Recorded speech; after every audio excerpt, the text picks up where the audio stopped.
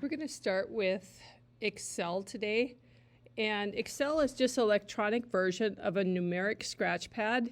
You can use it for data. You can use the data for calculations, graphs, analysis, and so forth.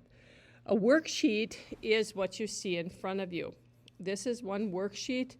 It has rows, and I'm going to zoom in just a little bit here. But you can see the rows here. They are identified by numbers, and columns are identified by letters of the alphabet. In a worksheet, just one of these sheets, if I were to zoom way out, you can see that there are a lot of cells, which are the cells are the rectangular boxes. There are actually over 1 million rows. If I went down here, I'd find over 1 million rows and over 16,000 columns that go across. So each spreadsheet or worksheet that you have in front of you contains a lot of cells. The cells are the rectangular boxes. If I were to count all the cells on one worksheet, I'd have over 17 billion cells in just one worksheet. The workbook itself is this document that's in front of you. You can see that it is named Practice. At the bottom, you will see numbers of sheets that we will add to our workbook, just like in math where you have one workbook and you have lots of worksheets that go with it. When I click on a cell with my mouse, you'll see that there's a green border around it, and that is considered your active cell. That's the one you are going to be working with. We're going to take a look at a little bit about the work area here. First of all, you have a reference area. The reference area is right up in here, and you can see the reference area identifies the active cell. So if I move to cell A2, you can see that the reference area will show A2. You also have a formula bar up here, and we'll see in a little bit that that's where all the information goes through. You also have the FX, and you can see where it says it's going to insert a function. Remember, our row headings are identified by numbers. Column headings are identified by letters. The active cell is a cell that I am currently working on. We also have up in this corner a Select All button, and it's going to select all of the cells from A1 all the way through FXD 16,384, so that all the cells would be selected.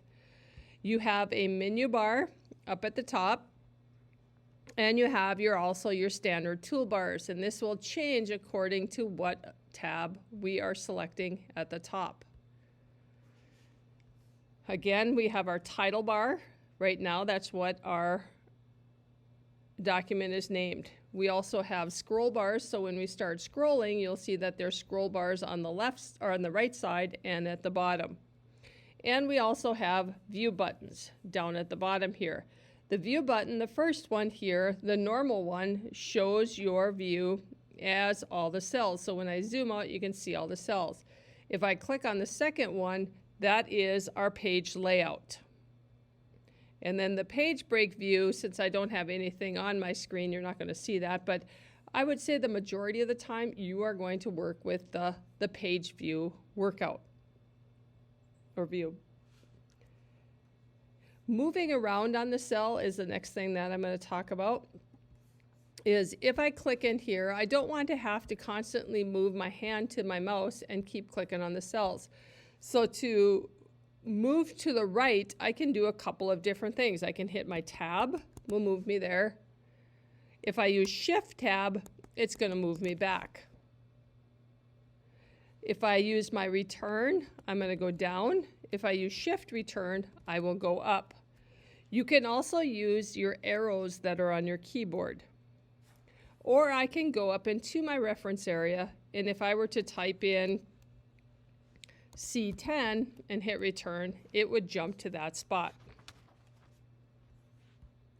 When we enter data, if I were going to put my last name in here, I can click on the cell and enter it. You will notice it shows up in two places, in the active cell and in our formula bar. In order to edit it, I can do one of two things. I can click on it and type over it, and it will replace it. or I can double click in it and I could edit it right in the cell, or I can go up in my formula bar and edit it also. So you can make changes. If you want to make a quick change, just click on it, type over the top. If you want to edit what you have in there, you can either do it in your formula bar or double click on your cell and add it to that. There are two types of data that we're going to work with right now. There's some more that we're going to later on. But the first one is text. You can see I have my name in there as text. I can also type in Valley City High School. Okay, the text, you will notice as I type it in, it always comes up on the left side. You'll also notice if I run out of room in one cell, maybe I should spell that correctly. If I run out of room in one cell and there's nothing in the next cell, it will just spill over to the next cell. You will notice that all of the information, Valley City High School, is found in cell B4. If I click on C4, there's nothing in it. Okay, if I go to cell C4 and I type Highliners, you will see now that Valley City doesn't have the room to spill over in it, but it still is contained in cell B4. So the information is still there, it just doesn't have enough room to spill over into the next column. So that's our text. Our numbers, on the other hand, if I were to type in 1, 2, 3, 4, 5, 6, 7, you will see that numbers always align on the right side. It's important to know this too because it has to be a number in order for us to do some calculations. So if you type in a number and it ends up on the left side without any alignment, you know that you have text. Okay, one example would be is if I had a zip code I wanted to type in and it was 01257. Okay, I want it as a zip code. We want all 5 digits, but when I hit return, if it's a number, it's going to eliminate that 0. So to make a change, I could put an apostrophe and then 01257. If I hit return, you will notice that the 0 stays there. It's on the left side of my cell, so therefore it is considered text. Text is usually used for titles and for labels. Numbers are usually used for calculation. If you have a number that is too large in a cell, you will see a notification that looks like this. This means that your cell just isn't wide enough for that cell to hold the number. A couple things you can do is just make the cell wider or change the size of the font. Numbers, if they are also too big, they might also be stored in scientific notation. Okay, moving on, you can open up a blank Excel worksheet.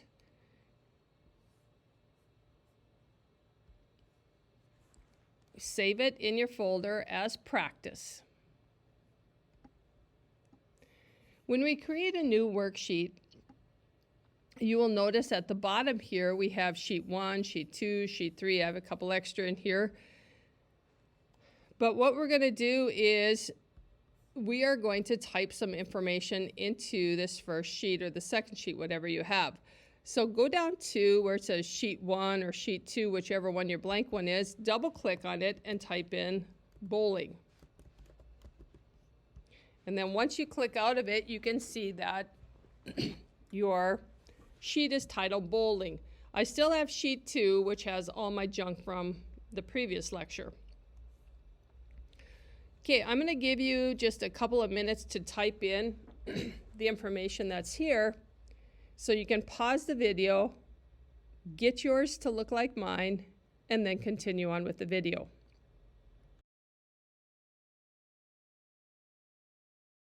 Now that you've got that in there, we're going to make some adjustments to it and learn some different things here.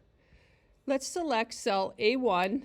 We're going to change the font to 24. Nothing new there. Let's change the color to red, and we'll bold it. So again, those are familiar to you because we've already done Word. Next, we're going to talk about a range of cells. A range of cells is a group of cells that you're going to do something with. A range of cells is identified by what you do is you take the first cell, which is, I'm going to have you have A3,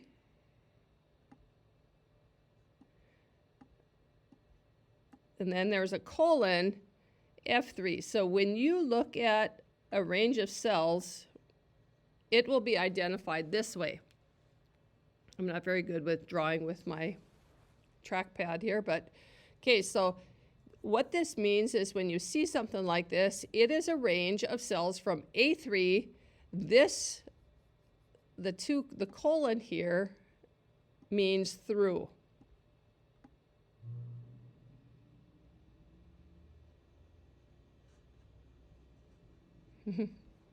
Through F3. So if I were going to go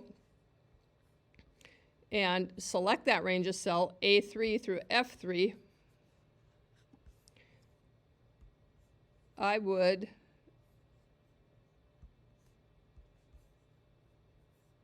I have to shut off my eraser here. I would go through A3 through F3 would be my range. I'm going to grab the paint bucket here and fill it with yellow. Next, find this range. I'm going to type it here so you get a look of it. A8, I think I'm safer typing it than writing it. A8 through F9. So when you see a range like this, A8 through F9, you would go A8 through F9. And with that range selected, we are going to put some yellow shading in there also. Okay, the grid lines that show right here do not print out. They are just guides. So if I went to my view menu and I turned off the grid lines up here, you can see this is the way it's going to look when I print it. You can see there are no grid lines. So sometimes you might want to put the grid lines on and sometimes you don't. But the gray ones there are just for your guide. So I'm going to flip it back on and go back to my home button. Next, we're going to deal with some column widths. You can see that this looks kind of funny here. We have the titles over here. We have the numbers over here. So we're going to make some adjustments here. If we want to change the width of multiple columns at once, for example, B through F, those columns, we want to make them all the same. What I'm going to do is I'm going to go up to column B, hold down my mouse button, and drag through F. Then I can select between any of these, and it'll work. I'm going to adjust. You'll see when I hold down my mouse key, I'll get the double-headed arrow. And you can also see it says width 10, 65 pixels. We are going to adjust this a little bit. And you can see how you can drag it to the left or right. And all of your columns, as long as you've selected your column headings, it'll work. Now, if I did the same thing and I selected columns B through F, just like this, say that I wanted to change the width there, I did not select them by using the headings, and I go through and I adjust it, it's only going to adjust that one column. Okay, so again, in order for you to adjust column widths all at once, what you have to do is select the headings. So let's change these. Oh, I know what else. Let's go one more thing before we change it to a preset one. Go between B or C or any of them and just double click. By double clicking, what that will do is it'll change it to fit the text. So it's as wide as the widest word. For example, column F is going to be wider. It says it's 55 pixels, and column B is 47. And so you can see how this is going to be a little larger because it's making it as wide as the widest word. Okay, so let's select columns B through F, and let's change them all so that they are 50 pixels wide. And that should work. And you can see how they're all the same. Column or the row height also works the same thing. If I were to go and I wanted to change the row height of rows 3 through 9, I need to go over here, 3 through 9. And I'm going to change the row height. Right now it's at 16, maybe make it like 24.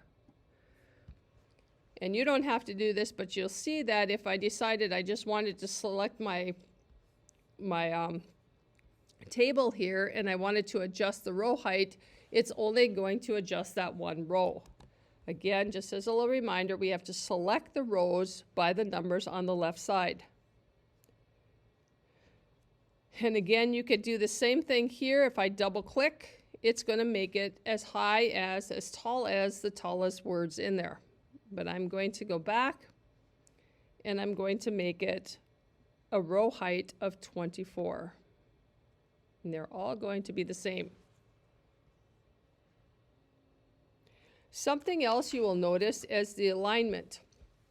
You'll notice by default, the alignment for text is the lower left side, and the alignment for numbers is the lower right side. Okay, so select the range. I'm going to write it here so you see it. The range A3 through F9. So that would be considered the range we want to select right now. Okay, A3 through F9. So if I'm going to do that, I'm going to select all of that. That would be my range. We're going to change the alignment, and your alignment is right up in here. Okay, you can see that you have a top, a middle, and a bottom. And then you have a left, center, and right. Okay, so these three up here will be your vertical alignment. This is horizontal. So with A3 through F3, let's choose middle. Now you can see that your text is in the middle of the cell from top to bottom. Our next range that we're going to select is this one.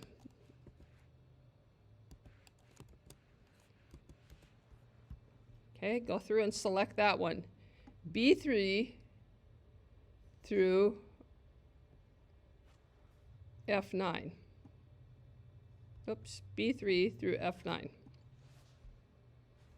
And we're going to make sure that our alignment is still middle, and we're going to center everything in there.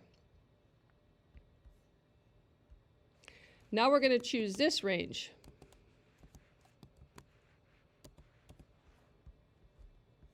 So if I were to choose that, I'm going to go A3 through F3. With that one, I want you to underline, bold, and change it to 14. Now you'll see that we may have to make some adjustments. Okay, so now instead of our columns aren't quite wide enough, so we're going to go in there, and instead of 49, adjust it a little bit, so maybe it should be about 60. We'll go 60.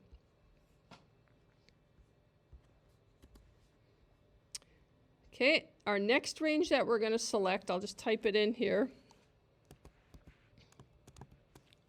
Oops.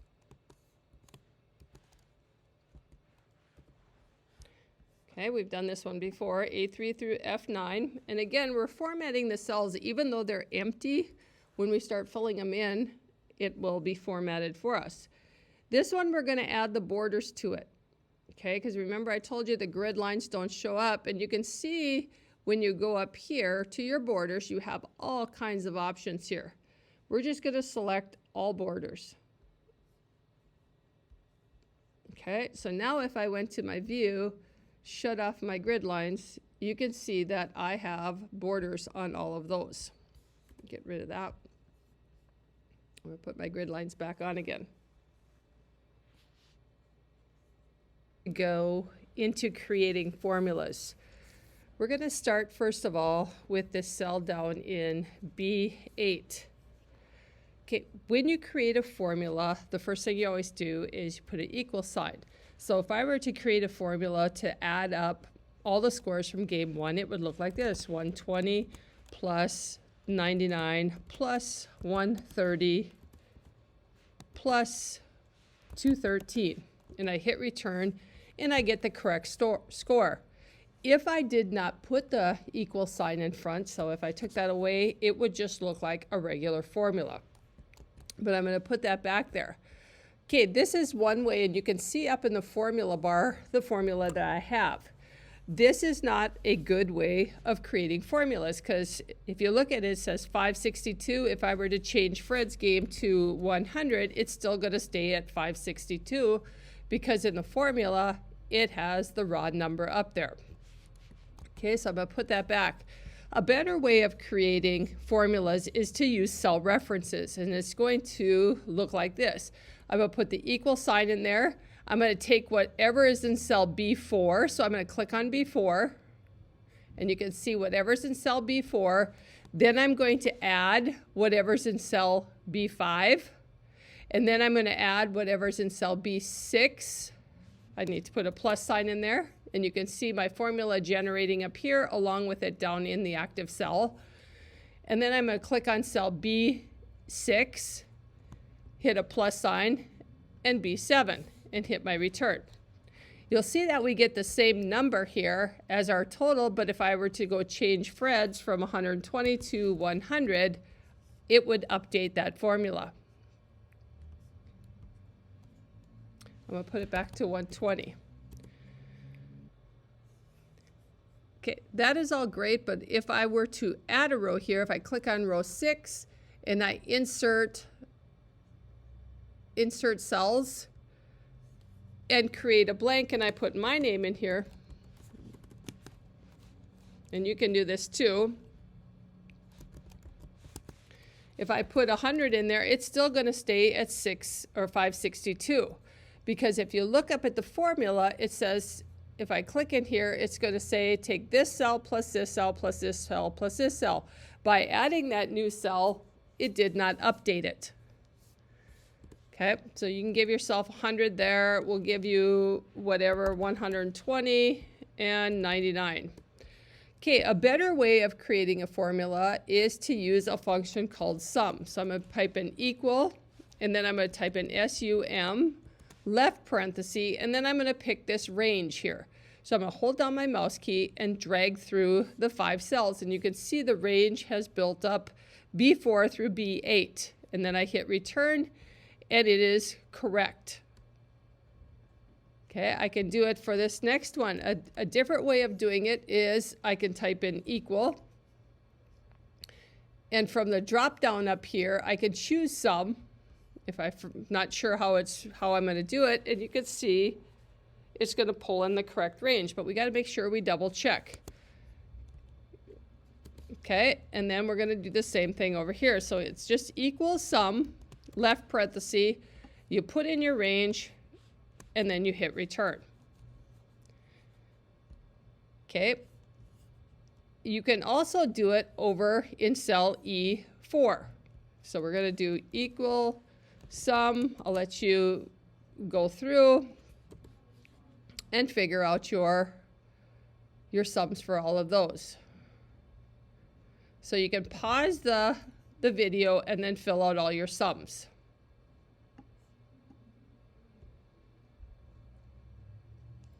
Okay, now that you've figured those out, we're going to go over to your average.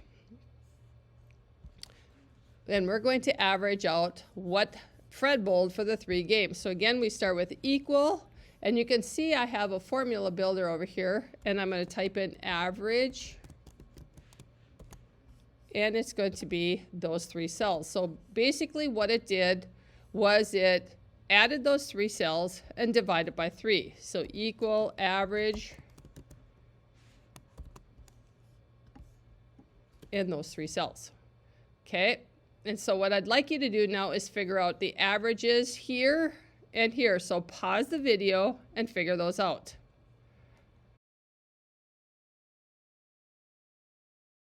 Okay, a couple things that we're going to want to do is control the decimal places. So I'm going to choose the cells right here from F4 through F10, and we're going to go up to here. This is where you increase or decrease decimals. So if I were to click it one time, this one, you can see I get the pound signs, which means that the column is not wide enough for the number, so I must have went the wrong way. I'm going to do the decreased decimal instead until I get it down to 1 decimal place.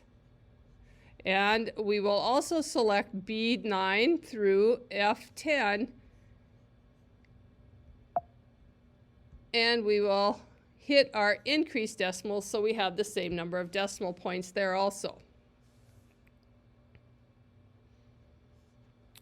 Another formula we're going to use is to find the highest number and the lowest. So in cell A12, we're going to write highest score. Well, we'll put it in all caps since we did that with the other ones. And the lowest. Then we'll go through and we're going to select cells A12 through B12, and we're going to hit merge and center. Select cells A13 and B13, merge and center. And then we are going to right align those.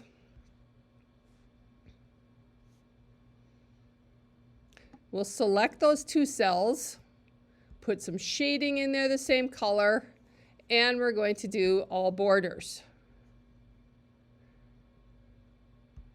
Okay, then to figure out our highest and lowest score, we're going to take the formula for highest would be equal, and it's like maximum, so it's going to be max, left parenthesis, and then we're going to go up and we're going to take the range B4 through E8. You will notice that that's the wrong number because what I did was that I included the totals. But again, this is pretty easy to fix. If I go to this cell and I click in here, you can see the range that I selected. All I have to do is drag this lower handle over and I've got the right range.